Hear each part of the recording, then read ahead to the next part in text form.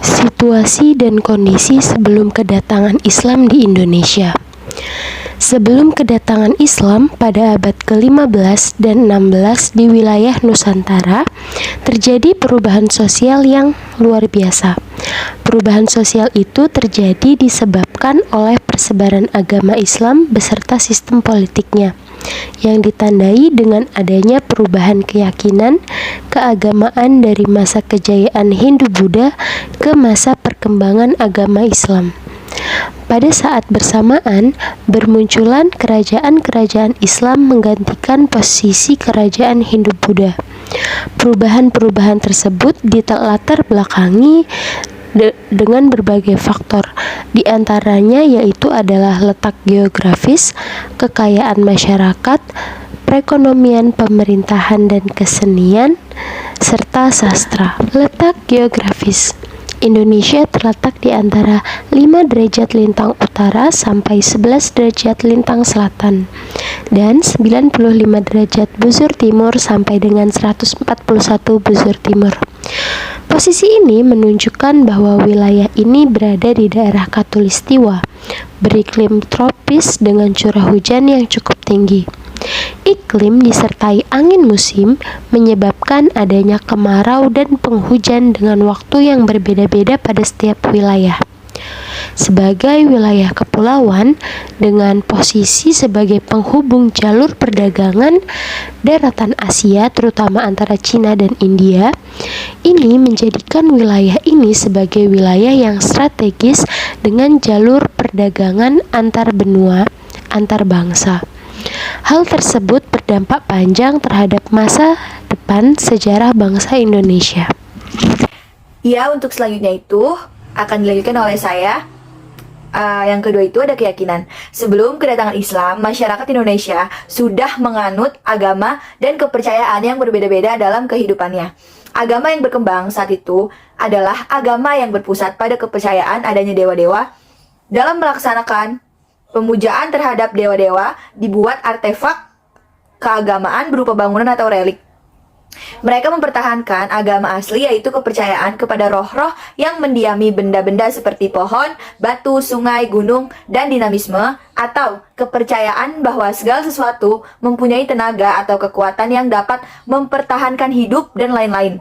Kepercayaan ini telah tumbuh dan berkembang sebelum agama Hindu-Buddha masuk ke Indonesia. Dan yang ketiga itu ada politik dan pemerintah. Bukti-bukti tentang politik dan pemerintahan pada masa kerajaan Majapahit dengan menggunakan data-data yang telah didapatkan dari prasasti, maka dapat dikemukakan bahwa bangsa Indonesia telah mengenal sistem politik dan pemerintahan jauh sebelum Islam masuk ke Indonesia. Prasasti dari Kuta yang selama ini masih menjadi patokan babak dimulainya masa sejarah Indonesia dapat memberikan gambaran akan adanya sistem pemerintahan masa lalu.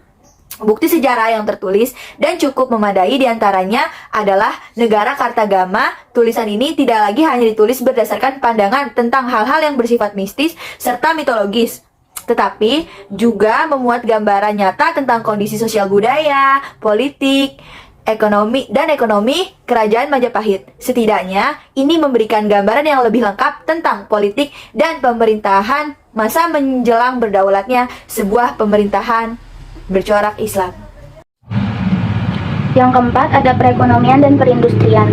Dalam hal perdagangan di Asia Tenggara, menurut Van Leur, barang-barang yang diperdagangkan adalah yang bernilai tinggi seperti logam mulia, perhiasan, pecah belah, kain tenun, juga bahan-bahan baku untuk keperluan kerajinan.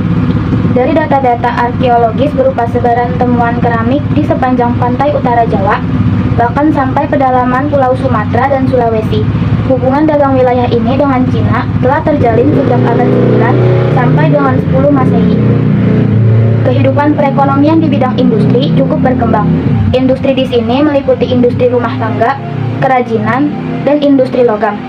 Ada istilah undagi yang berkaitan dengan kepandaian, keahlian seseorang yang memerlukan keahlian khusus. Misalnya, tukang kayu atau ahli bangunan. Dalam beberapa prasasti Bali kuno, ditemukan beberapa keterampilan membuat suatu benda atau alat dengan istilah undagi, seperti undagi lancang atau pembuat perahu, undagi batu atau pemahat batu, undagi pengarung atau pembuat terowongan, undagi kayu atau tukang kayu, dan undagi rumah atau pembuat rumah. 5. Sastra dan kesusastraan. Pada tiap-tiap daerah ditemukan deretan naskah-naskah yang sangat penting sebagai sumber sejarah. Ada cerita Parahyangan, Pararaton, Sutasoma, Nagara Kartagama, Arjuna Wiwaha, dan masih banyak naskah dan kitab yang lain. Kehidupan kesusastraan ketika itu tentunya juga tidak terlepas dari para pujangga sebagai pengubah dan pencipta karya sastra. Kaitannya dengan hal ini, peran para Brahmana dan pemuka agama sangat penting.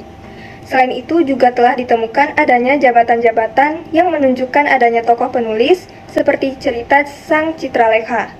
Jalur masuknya Islam ke Indonesia. 1. Teori India.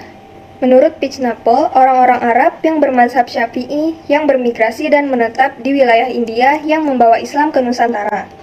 Snowcurgrunge kemudian mengembangkan teori ini. Dia berpendapat bahwa ketika Islam tiba di kota-kota pelabuhan anak benua India, banyak di antara penduduknya yang beragama Islam dan tinggal di sana sebagai pedagang. Lalu mereka datang ke dunia Melayu atau Indonesia sebagai para penyebar Islam pertama, setelah itu disusul oleh orang-orang Arab. Dia mengatakan kemungkinan pada abad ke-12 lah awal mula penyebaran Islam di Indonesia. Jan Pijnapel menyatakan bahwa Islam masuk ke Indonesia lewat pedagang dari Gujarat. Penjelasan ini didasarkan pada seringnya kedua wilayah India dan Indonesia ini disebut dalam sejarah Nusantara klasik. Sedangkan menurut Makets, ada hubungan antara Gujarat dan Indonesia, dengan alasan batu nisan makam Raja Malik al-Saleh. Selanjutnya ada teori Arab. Teori ini dikemukakan oleh Sir Thomas Arnold.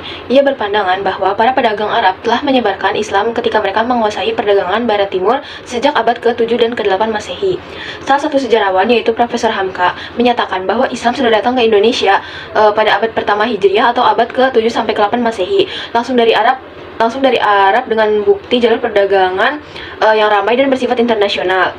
Menurutnya, motivasi awal kedatangan orang Arab tidak dilandasi oleh nilai-nilai ekonomi, melainkan didorong oleh motivasi spirit penyebaran agama Islam. Dalam pandangan Profesor Hamka, jalur perdagangan antara Indonesia dengan Arab telah berlangsung jauh sebelum Tarik Masehi. Sejarawan lain juga mendukung teori Arab. Yang mendukung teori Arab adalah Uka Jandrasasmita, Hashmi, Aziumardi Azra, dan lain-lain. Aziumardi Azra menambahkan bahwa ditemukannya adaptasi lain yang dilakukan oleh bangsa Indonesia adalah atas pengaruh bangsa Arabnya sendiri. Misalnya dari segi bahasa dan tradisi, dan makam Fatimah binti Maimun di Leran, Jawa Timur yang semakin menguatkan teori Arab ini. Aziumardi Azra menambahkan, Islam datang di Indonesia pada abad ke-7 Masehi, namun baru mulai tersebar dan dianut oleh masyarakat Indonesia itu pada awal abad ke-12 Masehi.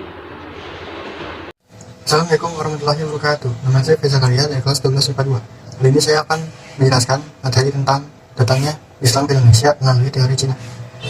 Teori ini menyatakan bahwa Islam datang ke Indonesia, ke Jawa dan Sumatera berasal dari para perantau Cina.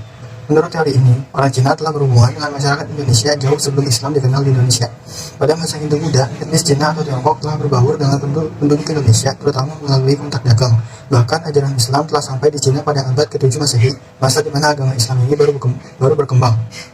Berdasarkan sejarah Banten dan Hikayat Hasanuddin, nama dan gelar raja-raja Demak beserta leluhurnya ditulis dengan menggunakan istilah Cina, seperti Cek Kopo, Jinbun, Cek Bancun, Junceh, serta Cucu.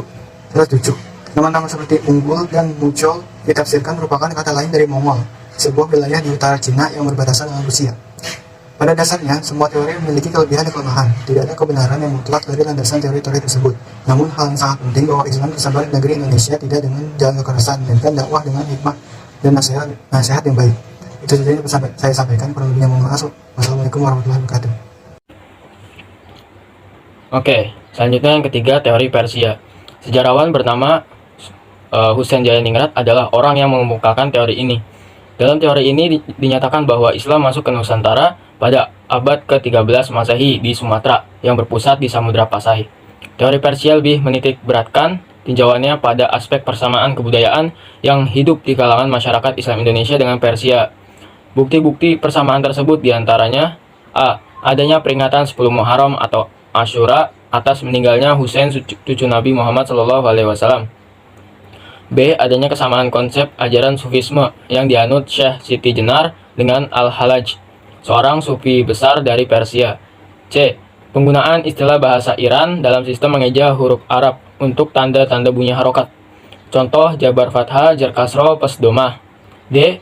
Adanya persamaan batu nisan Maulana Malik Ibrahim tahun 1419 Masehi di Gresik dan Malik Al-Soleh tahun 1297 Masehi di Pasai yang berasal dari Gujarat. Berdasarkan hal tersebut, Husain Jayaningrat berpendapat bahwa Gujarat merupakan daerah yang mendapat pengaruh dari Persia yang menganut faham Syiah dan dibawa ke Indonesia.